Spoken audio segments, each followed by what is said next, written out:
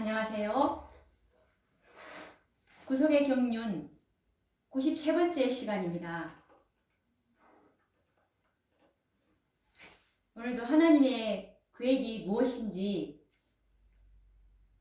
차근차근 순서대로 또 연구를 해보도록 하겠습니다. 오늘 연구할 주제는 지난 시간에 이어서 복천년과 그 이후의 그 사건들에 대해서 연구를 해보려고 합니다. 요한계시록 20장 1절에서 3절 말씀을 보시면 또 내가 보매 천사가 무저갱 열쇠와 큰 쇠사슬을 그 손에 가지고 하늘로서 내려와서 용을 잡으니 곧 옛 뱀이요 마귀요 사단이라 잡아 1000년 동안 결박하여 무저갱에 던져 잠그고 그 위에 임봉하여 1000년이 차도록 다시는 만국을 미혹하지 못하게 하였다가 그 후에는 반드시 잠깐 놓으리라 라고 말씀을 하고 계십니다. 이 구원받은 성도들은 하늘로 이제 성천하고 악인들의 시체들과 이제 이 지구상에는 도시들이 파괴가 되어 있겠죠. 그래서 이제 폐허가 되어버린 이 곳이 이제 사단과 악한 천사들이 1000년간 이제 거할 곳인데요.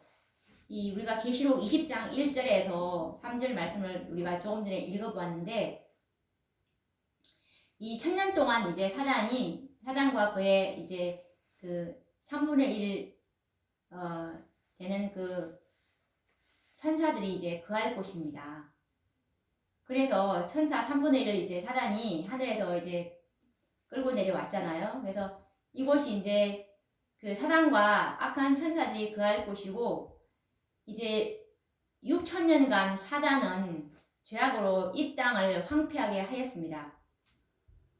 교회를 핍박하고 그리고 성도들을 죽이며 투옥을 하였습니다. 이제는 사단 자신이 아무도 생존하지 않는 이 땅에 이제 투옥당할 것입니다. 구원받은 성도들은 하늘로 올라갔고, 그 외에 구원받지 못한 모든 악인들은 이제 다 이 땅에 이제 잠들어 있는 상태죠. 그래서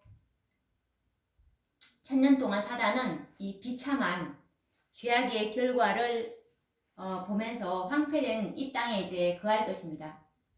1000년 동안 하늘에서도 이 성도들이 이제 그리스도와 더불어 이제 왕노릇할 것인데요.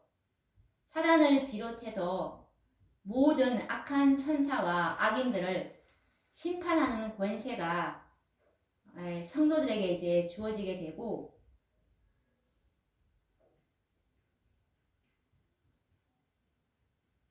그들의 행위대로 이제 형벌이 정해질 것입니다.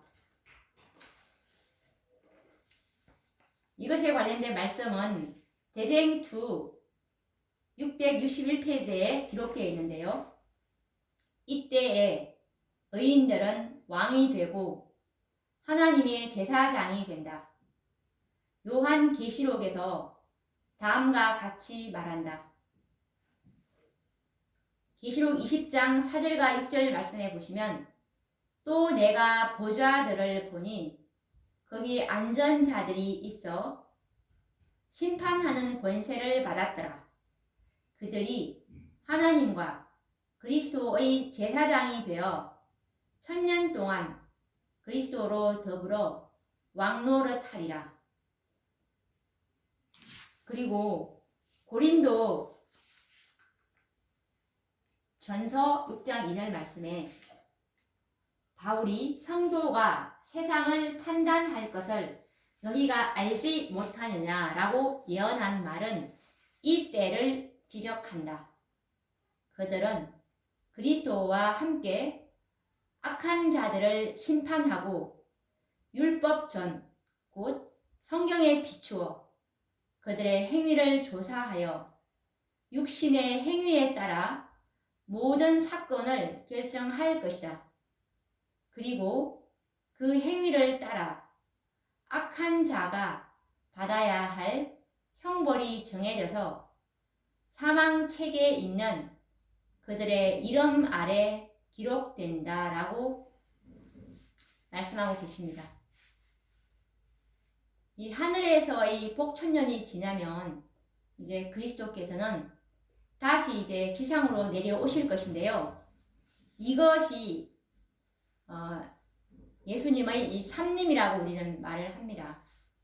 구원받은 성도들과 천사들과 함께 위엄과 권세로 이 땅에 내려오시면서 공중에서 죽었던 악인들을 이제 무덤에서 이제 불러 일으키게 되는데요.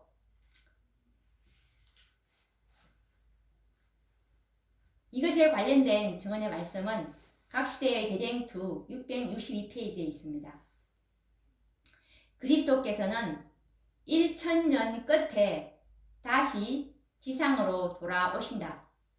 그분은 구속받은 무리들과 수행하는 천사들과 함께 오신다. 놀라운 위엄으로 내려오실 때 그분께서는 죽은 악인들에게 형벌을 받기 위하여 일어나라고 명령하신다. 그들은 바다의 모래와 같이 셀 수 없는 큰 무리가 되어 일어난다. 첫째 부활 때 일어났던 자들과 얼마나 대조적인가. 의인들은 죽지 않을 젊음과 아름다움을 입고 있었다. 그러나 악인들은 사망과 질병의 흔적을 그대로 지니고 있다라고 말씀하고 계십니다. 악인들은 이제 형벌을 받기 위해서 바다의 모래와 같은 헬 수 없는 큰 무리가 일어나서 온 세상을 이제 가득 메울 것인데요.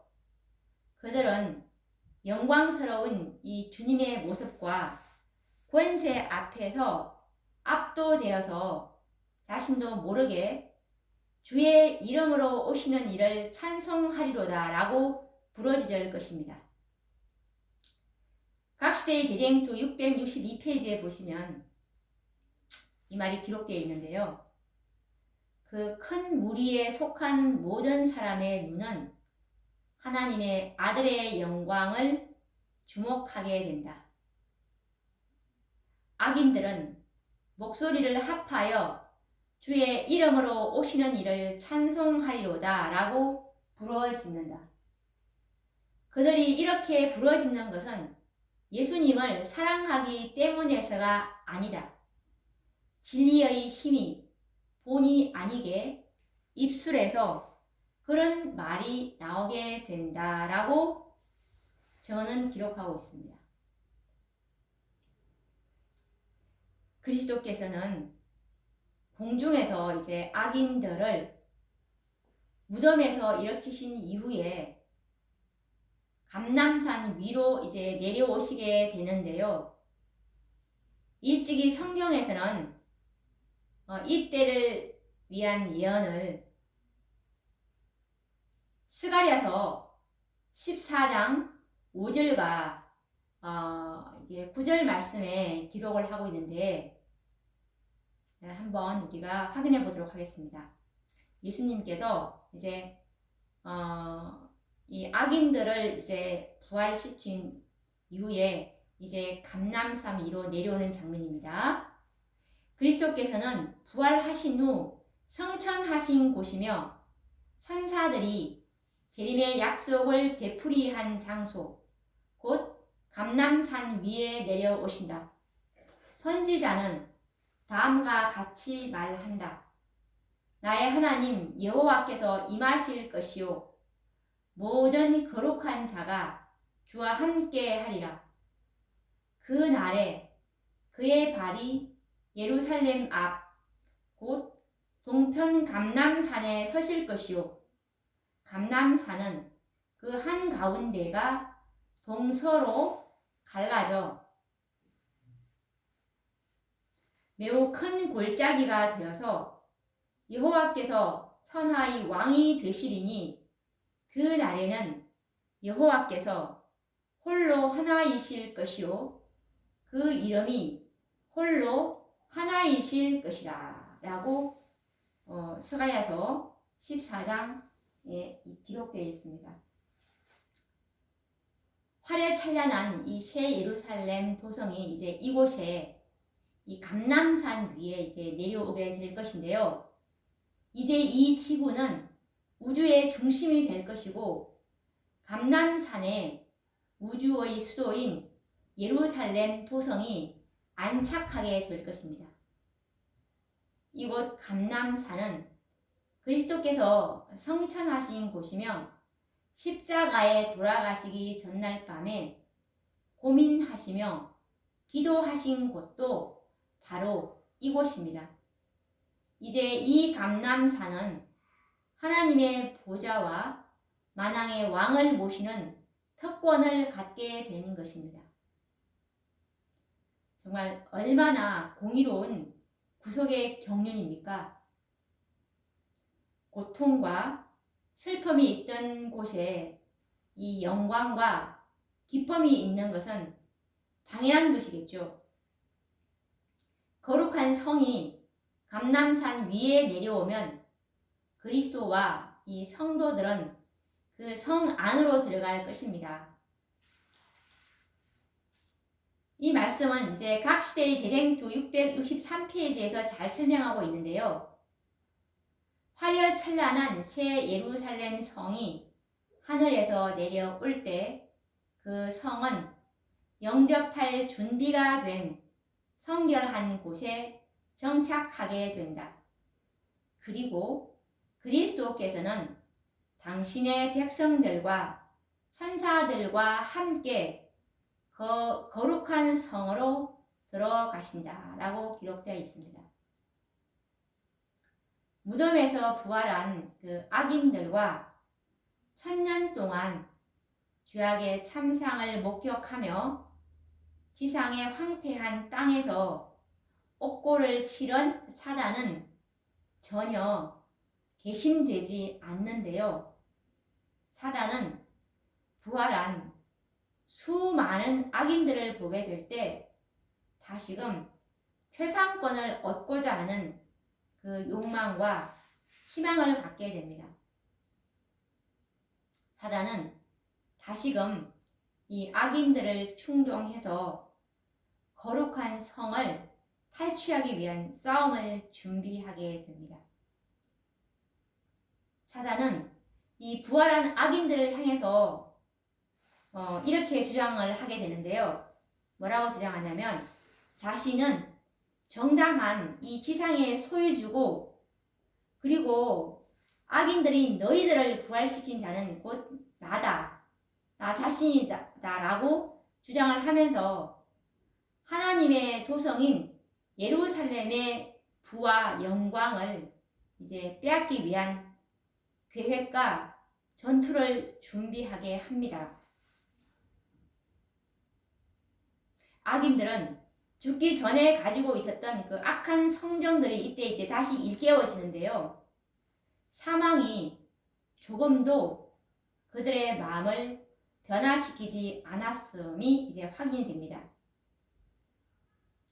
사망은 품성을 고정시키는 것입니다. 그래서 거룩하게 된 자들은 죽으면서 그 품성이 거룩하게 보존이 되고 또 악하게 품성이 꼴지어진 자들은 죽을 때 악한 품성 그대로 꼴지어지는 것이죠. 드디어 이 사단의 직문 명령에 의해서 하나님의 그 도성을 빼앗기 위해서 이제 무모한 공격을 시도하게 되는데요. 그리스도께서는 이 예루살렘 성의 문들을 굳게 닫도록 이제 명령을 하시게 되는데 이때 이제 사단의 군대들은 하나님의 도성을 포위해서 이제 둘러 서게 됩니다. 이것에 관련된 자세한 설명은 각 시대의 대쟁투 664페이지에 잘 기록이 되어 있습니다. 사단은 그의 부하들과 의논하고 그 다음에는 왕들과 정복자들과 강력한 사람들과 상의한다. 그들은 자기들 편에 속한 자들의 수요와 세력을 보고 그들에 비하여 성 안에 있는 군대의 수가 적음으로 쉽게 승리할 수 있다고 주장한다. 그들은 새 예루살렘의 부와 영광을 빼앗기 위하여 계획을 세운다. 전원이 즉시 전투 준비를 개시한다. 숙련된 기술자들은 무기를 제작한다. 무훈이 혁혁한 군대의 지휘관들은 호전적인 무리들을 중대와 사단으로 나누어 배치한다. 드디어 진군 명령이 내린다. 셀 수 없이 많은 대군이 행진을 시작한다. 그것은 일찍이 어떤 정복자도 소집한 일이 없는 그 대군, 이 지상에 전쟁이 있어 온 이래 각 시대의 모든 군대를 모두 합할지라도 비교될 수 없을 정도의 큰 군대이다. 가장 강한 전사인 사단이 그 군대를 진두지휘하고 악한 천사들이 그 마지막 전투에 힘을 합한다. 왕들과 전사들이 그를 쫓고 여러 군단으로 이루어진 큰 무리가 각 지휘관들의 명령 아래 그를 따른다. 그들은 군대식으로 질서정연하게 우툴두툴한 지상을 행진하여 하나님의 성으로 나아간다. 새 예루살렘의 문은 예수님의 명령으로 닫혀진다. 그러자 사단의 군대는 그 성을 둘러싸고 공격을 준비한다라고 전에 기록되어 있습니다. 사단과 그 사단의 부하들 그리고 이 모든 악인들 이들이 이제 거룩한 성을 포위한 가운데 이제 이 새 예루살렘 성 안에는 하나의 중요한 행사가 시작이 되는데요. 이것이 바로 그리스도의 대관식입니다. 성보다 높이 이 황금 기초가 이제 놓여지고 그 위에 높이 들리 보좌가 놓여지게 되는데요. 아버지의 영광은 온 성을 이제 충만케 하고 그 빛은 흘러나와 온 세상을 그 빛으로 이제 넘치게 합니다. 이와 같은 이 찬란한 영광 중에 하나님의 아들 그리스도의 되관식이 이제 행해지게 되는데요. 높이 들린 보좌 위에는 하나님의 아들이 좌정하시고 그분의 백성들인 이 구원받은 의인들은 이제 그 주위를 둘러싸게 됩니다. 각 시대를 통해서 믿음으로 승리한 이 무리들은 흰 옷을 입고 종려나무 가지를 들고 보좌를 이제 옹리하여 서 있게 되는데요. 이제 그리스도의 대관식은 하늘과 땅의 모든 거민들이 모인 가운데서 행해져야 하는 것입니다. 비록 조금 후에는 이 멸망당할 악인들과 사단까지도 그리스도의 대관식을 이제 보아야 할 것인데요. 이 땅에서 이제 멸시와 천대를 받았던 질고의 사람인 그리스도는 이제 온 우주를 통치하는 만왕의 왕으로서 최상의 위엄과 이제 권세로 임하셔서 당신의 정부에 반역한 자들에게 이제 최후의 선고를 내리게 될 것입니다. 그 날에 구원받은 무리들은 그리스도와 함께 영광을 보게 될 것인데요. 정말 이 얼마나 장엄하고 감격스러운 장면입니까?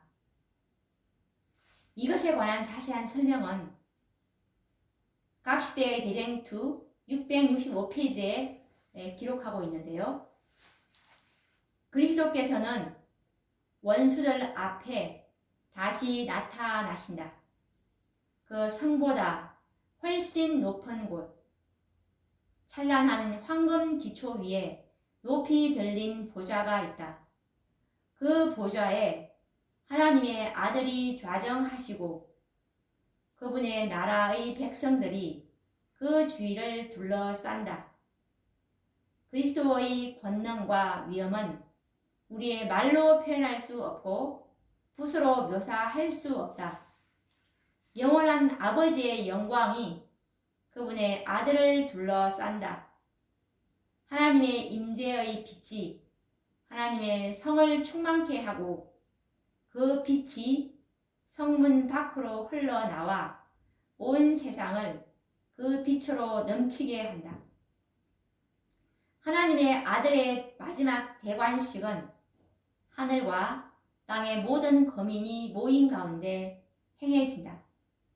이제 만왕의 왕께서는 최고의 위엄과 권세를 가지고 당신의 정부에 반역한 자들에게 선고를 내리시고 하나님의 율법을 범하고 그분의 백성을 박해한 자들에게 판결을 집행하신다 라고 기록되어 있습니다. 악인들의 이 기록책들이 이제 펼쳐지게 됩니다. 그리고 만왕의 왕이신 예수님의 눈이 이제 악인들을 주목하실 때 모든 악인들은 살아생전에 지은 자신들의 모든 죄들을 이제 깨닫게 되는데요. 하나님의 사랑과 축복을 무시하는 것들, 그리고 하나님의 사자를 모욕하는 것, 그리고 성령의 호소를 멸시했던 일들이 마치 불로 기록된 문자와 같이 이제 그들에게 나타나게 될 것입니다. 드디어 만왕의 왕의 보좌 위에 이제 십자가가 나타나고 구속의 장면들이 파노라마처럼 이제 펼쳐지게 되는데요. 이것에 관련된 설명은 각 시대의 대쟁투 666페이지에 기록되어 있습니다. 그때 그들이 지금껏 범한 모든 죄를 깨닫는다. 그들은 그들의 발이 어디에서부터 순결과 성결의 길에서 벗어났는지, 그들의 교만과 반역이 그들을 얼마나 심하게 하나님의 율법을 범하게 하였는지 깨닫게 된다. 그들을 죄에 빠지게 한 매혹적인 시험을 받은 것, 축복을 무시한 것, 하나님의 사자들을 모욕한 것, 경고를 거절한 것, 완고하고 회개하지 않는 마음으로 자비의 물결을 물리쳐 버린 것, 그 모든 것들이 마치 불로 기록된 문자와 같이 나타난다. 보좌 위에 십자가가 나타난다. 그리고 아담의 유혹과 타락, 그 후에 계속적으로 전개되는 위대한 구속의 경륜의 장면들이 마치 파노라마처럼 펼쳐진다 라고 기록되어 있습니다.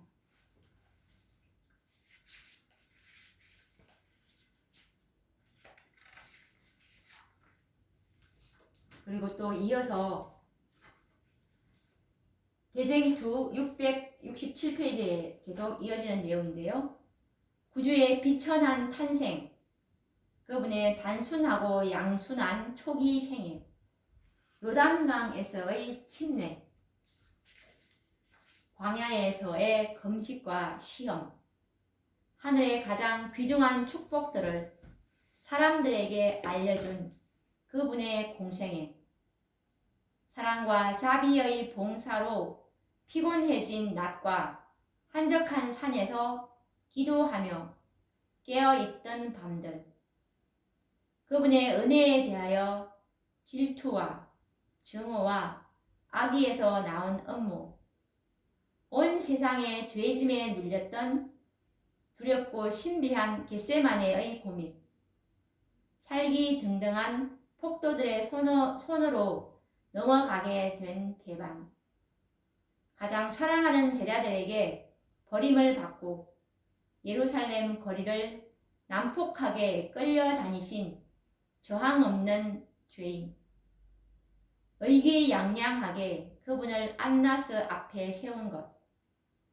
대제사장의 집에서 송사받고 빌라도의 재판정에서, 또한 비겁하고 잔인한 헤롯 앞에서 조소와 모욕과 고문을 당하시고 마침내 사형 선고를 받으신 하나님의 아들, 이 모든 장면들이 생생하게 묘사된다라고 정언은 기록하고 있습니다. 이와 같은 이 구속의 장면들을 구원받은 무리와 함께 이제 악인들이 이제 주목해서 보게 되는데요. 구원받은 무리들은 이제 그들의 면류관을 구주의 발 앞에 던지면서 그분께서는 나를 위하여 돌아가셨다라고 이제 부르짖을 때, 악인들은 구주의 얼굴에 나타난 그 위엄과 영광을 피하려고 헛된 노력을 할 것입니다. 모든 악인들은 하늘 정부에 대한 대반역이라는 그 죄목으로 영원한 사망 선고가 내려지게 되는데요. 악인들은 자신들이 무엇을 얻을 수 있었던가를 이제 그때야 이제 깨닫게 됩니다. 그들은 그리스도의 왕국에서 죄된 것은 당연하다고 이제 그들 스스로가 인정을 하게 되는데, 왜냐하면 그들은 우리는 이 예수를 왕 삼는 것을 원치 않는다라고 선언했기 때문입니다.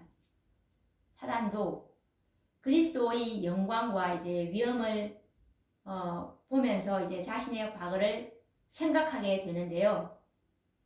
한때 덮는 그룹이었던 이 빛나는 아침의 아들 계명성이 어찌하여 이렇게 되었단 말인가. 그러면서 이제 사단은 추억을 하게 되는데, 그리스도에 대해서 이제 시기하지 않았을 때에 그 소유했던 그의 평안과 행복을 이제 그리워하게 됩니다. 인류들을 통한 하나님께 대한 자신의 반역과 그에 따른 결과는 오직 원한과 그리고 전쟁과 무서운 파멸만이 남았음을 이제 깨닫게 되는데요. 이것에 관련된 자세한 설명은 각 시대의 대쟁투 668페이지, 669페이지에 계속 이어지는데 읽어보도록 하겠습니다. 모든 악인들은 하늘 정부에 대한 대반역이라는 죄목으로 하나님의 법정에서 심판을 받는다. 그들은 그들의 소송에 대하여 탄원할 것이 전혀 없고 핑계할 것도 없다. 그들에게는 영원한 사망의 선고가 내려진다. 죄의 삭선, 고상한 자립과 영원한 생명이 아니고 노예와 파멸과 사망임이 이제 모든 사람에게 입증된다. 모든 사람은 그들이 하늘에서 쫓겨난 것이 정당하다고 생각한다. 악인들은 마치 정신 나간 사람들처럼 하나님의 아들의 대관식을 주목한다. 그들은 주님의 손에 그들이 멸시하고 범한 하나님의 율법의 돌비가 쥐어져 있는 것을 본다. 그들은 구원받은 사람들이 경의와 환희와 찬송의 소리를 높이는 것을 본다. 그 음조의 물결이 성 밖에 있는 무리들에게 퍼져나갈 때 모든 사람은 한 음성으로 요한계시록 15장 3절에 있는 말씀처럼 주 하나님 곧 전능하신 이시여 하시는 일이 크고 기이하시도다. 만국의 왕이시여 주의 길이 의롭고 참되시도다 라고 외치면서 엎드려 생명의 왕께 경배한다 라고 기록되어 있습니다. 이 6,000년 동안 인류를 속여왔던 이 사단의 정체는 모든 악인들에게조차 이제 폭로가 되는데요. 사단의 기만은 이 구속의 파노라마를 통해서 힘을 잃게 되고 이제 사단의 이 악함과 그동안의 모든 기만이 만천하에 이제 폭로되게 됩니다.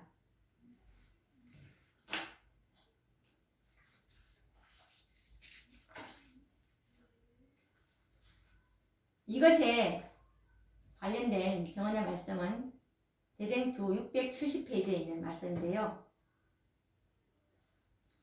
수천 년 동안 이 반역의 괴수는 오류를 진리라고 속여왔다. 그러나 이제 그 반역이 마침내 실패로 끝나고 사단의 경력과 품성이 드러날 때가 왔다. 큰 기만자 사단은 그리스도를 폐위시키고 하나님의 백성을 멸망시키고 거룩한 성을 탈취하기 위한 마지막 큰 싸움에서 그의 정체는 완전히 폭로되었다. 그와 연합해온 자들은 마침내 그의 사업이 완전히 실패로 돌아가는 것을 알게 된다. 그리스도를 따르는 자들과 충성된 천사들도 하나님 정부에 대한 사단의 음모의 전모를 보게 된다. 사단은 온 우주의 증오의 대상이 된다.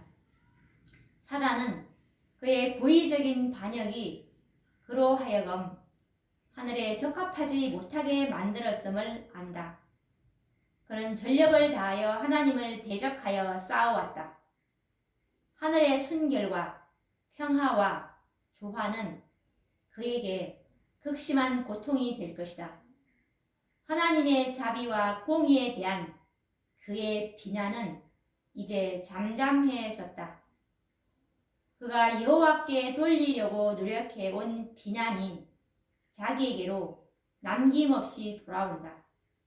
이제 사단은 엎드려 자기에게 내리는 판결의 공의로움을 고백한다라고 정언은 기록하고 있습니다. 하늘에서 시작된 이 율법에 대한 전쟁은 이제 막을 내리려고 하는데요. 하나님의 율법에 대한 이 사단의 비난은 이제 그 효력을 이제 잃었습니다. 하나님의 율법의 속성인 자비와 공의가 공존한다는 것은 불가능하다고 이제 비난한 사단의 주장은 거짓임이 완전히 폭로되었습니다. 하나님의 율법은 아무런 결함이 없었습니다. 하나님의 무한하신 자비는 독생자를 희생하시면서까지 인류를 사랑하셨으며 하나님의 공의는 사랑하는 독생자의 생명까지도 요구하셨습니다. 이제 이 모든 기만의 결과는 사단이 받아야만 합니다. 진노의 포도주를 남김없이 사단은 마셔야 하는 것입니다. 온 우주는 대쟁투에 속한 모든 사실을 바라보면서 한 마음으로 만국의 왕이시여 주의 길이 의롭고 참되시도다 라고 외칠 것입니다. 사단은 하나님의 공의로우심을 인정하고 고백하였지만 그의 품성이 변화된 것은 아닙니다. 모든 악인들도 마찬가지입니다. 사단과 악인들은 다시금 반역의 정신으로 그리스도에 대한 증오심을 갖게 되는데요. 그런데 사단은 다시금 이 악인들을 선동해서 하나님의 성을 함락시키자고 이제 선동하면서 싸움에서 승리할 수 있다고 주장을 하게 됩니다. 그런데 그와 연합한 악인들은 자신들의 경영과 사단의 주장이 실패요, 거짓임을 이제 깨닫게 되는데요. 악인들은 예수님의 권세와 영광을 친히 보고 있기 때문입니다. 이때 사단은 우주 안에 증오의 초점이 되게 되는데요. 이제는 아무도 사단의 기만에 속지 않습니다. 그래서 분노한 악인들은 사단과 그의 부하들에게 이제 달려들게 되는데요. 이것에 관련된 주원의 말씀에 이 대쟁투 672페이지에 자세히 설명하고 있습니다. 비록 사단이 하나님의 공의를 인정하고 그리스도의 최상권에 대하여 무릎을 꿇을 수밖에 없을지라도 그의 품성은 변화되지 않는다. 반역의 정신이 강한 급류와 같이 다시 밀려온다. 사단은 분노로 충만해져 대쟁투에 항복하지 않기로 결심한다. 그리하여 하늘 왕에 대한 마지막 결사적 쟁투가 전개된다. 그는 부하들 가운데 뛰어들어가서 분노에 사로잡혀 그들을 충동시켜 즉시 일대 결전을 하도록 노력한다. 그러나 그가 반역하도록 유혹한 무수한 무리 가운데 이제 그의 최상권을 인정하는 자는 하나도 없다. 그의 권세는 끝났다. 악인들은 사단이 고취하는 바와 똑같이 하나님께 대한 증오심으로 충만해 있다. 그러나 그들의 처지가 절망적이라는 것과 그들이 여호와를 결코 이길 수 없다는 것을 안다. 그들의 그 분노는 사단과 기만에 있어서 그의 대리 역할을 해왔던 자들을 향하여 폭발된다. 그들은 악마와 같은 분노로 사단과 그 대리자들에게 달려든다라고 대쟁투 672페이지에 기록이 되어 있습니다.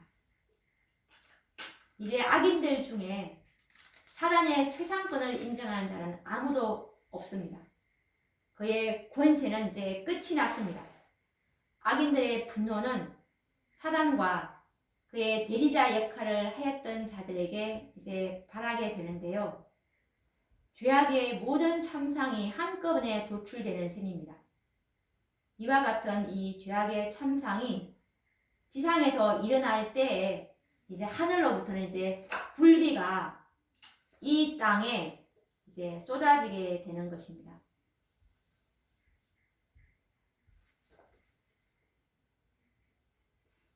이것에 관련된 저번의 말씀은 각 시대의 대쟁투 673페이지에 자세히 설명되어 있습니다.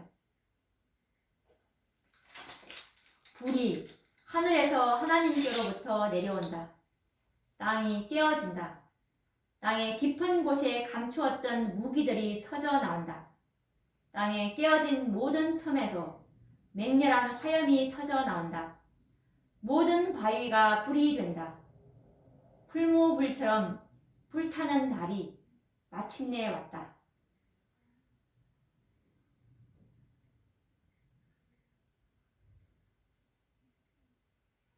체질이 뜨거운 불에 풀어지고 땅과 그 중에 있는 것들이 타버린다. 이것은 말라기서 4장 1절과 베드로후서 3장 10절 말씀을 참조한 것인데요. 땅의 표면은 마치 용해된 하나의 덩어리, 곧 하나의 거대한 끓는 큰 불못처럼 된다. 이때는 경건치 않은 자들의 형벌과 멸망의 때이다. 라고 대쟁투 673페이지에 기록하고 있습니다. 이 지구는 이제 거대한 끓는 불못이 될 것입니다. 말라기서 4장 1절 말씀해 보시면 이 날은 여호와의 보수의 날이요 시온의 송사를 위하여 신원하실 해다 라고 이사야서 34장 8절에 나와 있고요. 말라기서 4장 1절에는 만군의 여호와가 이르노라 보라 극렬한 풀무불 같은 날이 이르리니 그 이르는 날이 그들을 살을 것이다 라고 말라기서 4장 1절에 나와 있죠. 모든 악인들은 행한 대로 이제 보응을 받게 될 것입니다. 의인들의 죄는 모두 사단에게 옮겨지고 이제 사단은 자신의 죄뿐만이 아니라 하나님의 백성들을 유혹하여 범죄하게 한 모든 죄의 형벌을 받아야 합니다.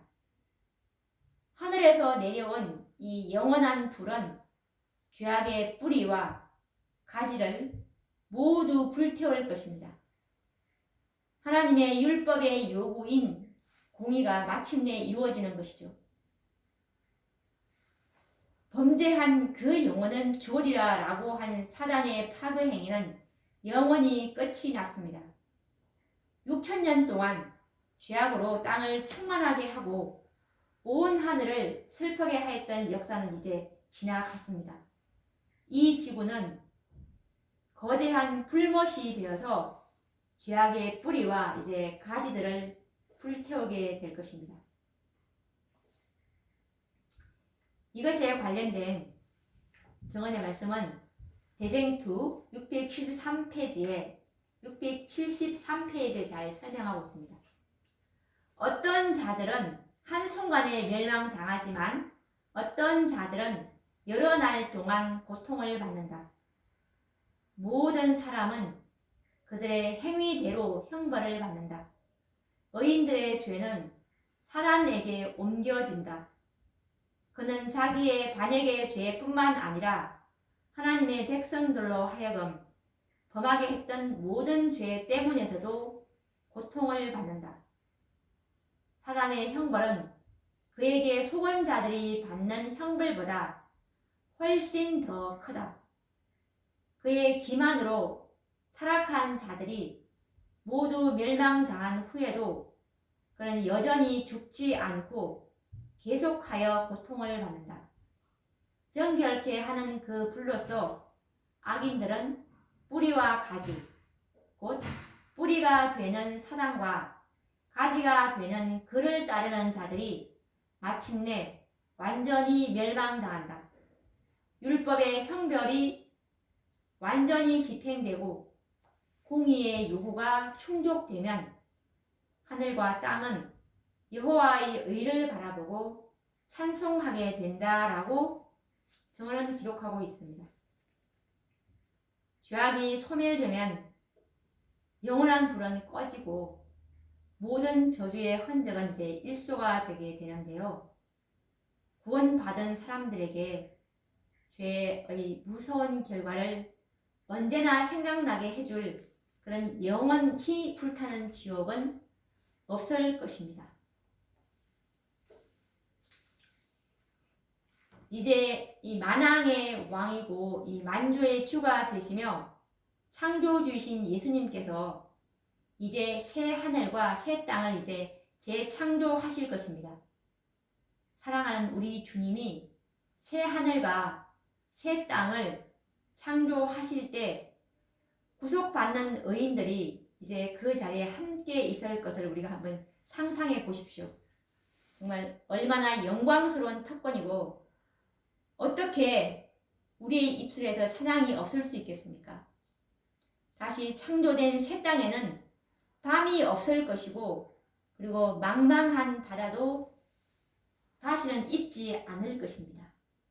이것에 관련된 정언의 말씀은 각 시대의 대쟁 두 675페이지에 잘 설명하고 있는데요. 하나님이 자기를 사랑하는 자들을 위하여 예비하신 모든 것은 눈으로 보지 못하고 귀로도 듣지 못하고 사람의 마음으로도 생각지 못하였다. 이 말씀은 고린도전서 2장 9절 말씀입니다. 생각지 못하였던 것들이다. 사람의 언어는 의인들이 받을 상급을 묘사하기에 적합하지 않다. 그것은 오직 바라보는 사람들만이 깨닫게 될 것이다. 유한한 사람으로서는 아무도 하나님의 낙원의 영광을 깨달을 수 없다. 히브리서 11장 14절에서 16절 말씀해 보시면 성경은 구원 얻은 자의 유업을 본향이라고 부른다라고 기록되어 있죠. 그곳에서 하늘의 목자인 예수 그리스도께서는 당신의 양 무리를 생명수 샘으로 인도하신다. 생명나무는 달마다 그 열매를 맺고 그 잎사귀는 만국을 소성하기 위하여 있다.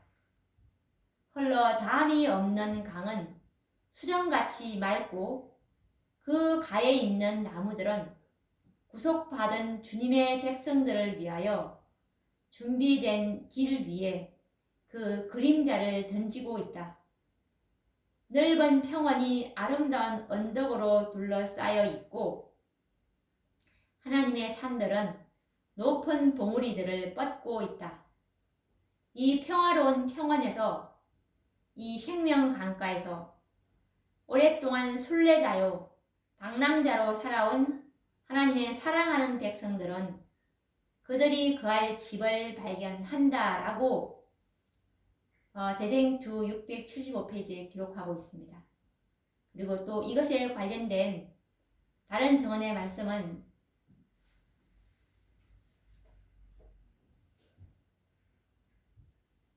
각 시대의 대쟁투 678페이지에 또 기록되어 있는데요. 대쟁투는 끝났다. 죄와 죄인들은 없어졌다. 온 우주는 깨끗해졌다. 오직 조화와 기쁨의 맥박만이 온 우주의 만물을 통하여 고동한다.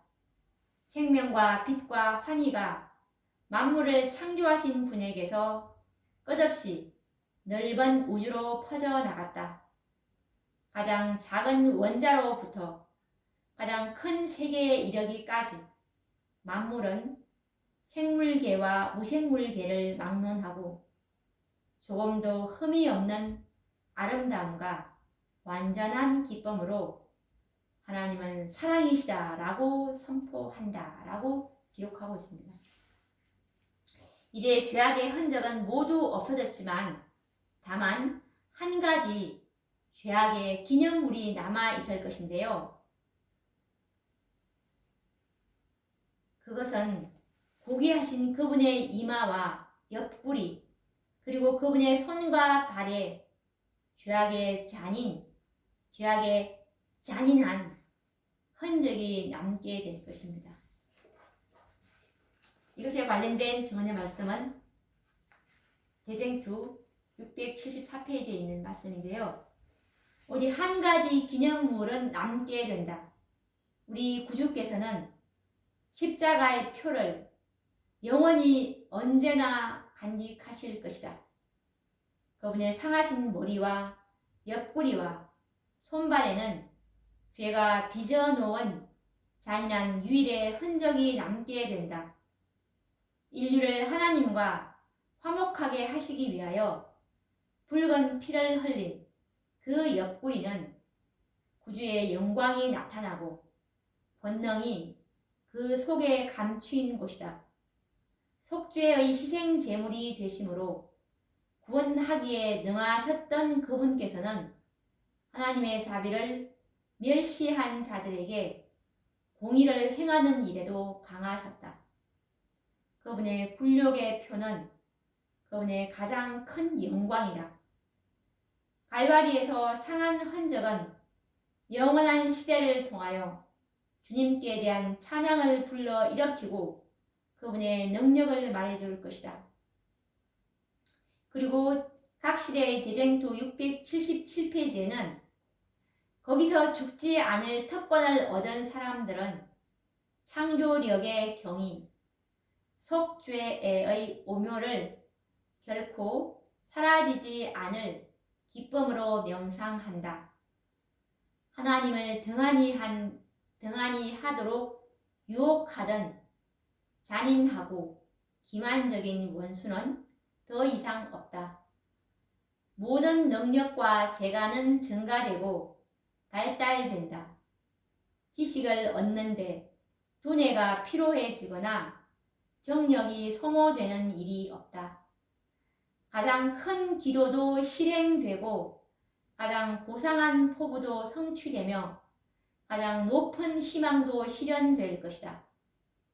그럴지라도 거기에는 여전히 정복해야 할 새로운 높은 봉우리, 경탄할 수밖에 없는 새로운 경이, 이해해야 할 새로운 진리, 마음과 몸과 영의 능력을 다 기울이게 하는 새로운 연구 대상들이 있게 된다. 우주의 모든 부하가 구원받은 하나님의 백성들의 연구 대상으로 펼쳐진다. 라고 각시대의 대쟁투 677페이지에 기록되어 있는데요. 이렇게 해서 이제 이 구속의 경륜이 완전히 이제 마쳐지게 됩니다. 마지막으로 우리가 이 하나님의 말씀을 보면서 이제 오늘 이 대쟁투의 그 끝을 우리가 마지막 장면까지 보게 되었는데요. 정말 너무 감격스러워서 정말 눈물이 나려고 하는데요. 정말 하늘에 가면 이 모든 것을 다 알게 되겠죠. 시편 37장 29절 말씀해 보시면 의인이 땅을 영영히 차지하며 거기 영영히 거하리로다. 그리고 시편 146장 1편에 보시면 1절에 보시면 할렐루야 내 영혼아 여호와를 송축하라. 그리고 마태복음 6장 13절 말씀에 보시면 나라와 권세와 영광이 아버지께 영원히 있사옵나이다. 아멘. 아멘. 아멘. 오늘 너무나 감격스러운 장면입니다. 그리고 이제 우리가 이제 다음 시간에는 다니엘 이 11장 45절부터 이제 12장까지를 연구를 좀 해보려고 하는데요. 그러면 오늘 또 오늘 우리가 연구한 이 마지막 장면들을 깊이 명상해 보셔서 반드시 우리가 하나님의 율법을 옹호해야 되는 이 사명감을 잊지 않도록 끊임없이 우리가 예수님과 같이 예수님의 어깨에 짊어진 그 사명감으로 예수님께서 승리를 하셨는데요. 우리 또한 구원받는 것으로 만족해야 될 그런 사람들이 아니라 우리를 부르신 목적은 하나님의 이 율법을 옹호하기 위해서 하나님의 율법은 지킬 수 있다는 것을 입증해야 될 14만 4천인으로서 사명감을 더 깊이 깨닫는 저와 여러분들이 되길 바라면서 또 다음 시간에 뵙도록 하겠습니다. 감사합니다.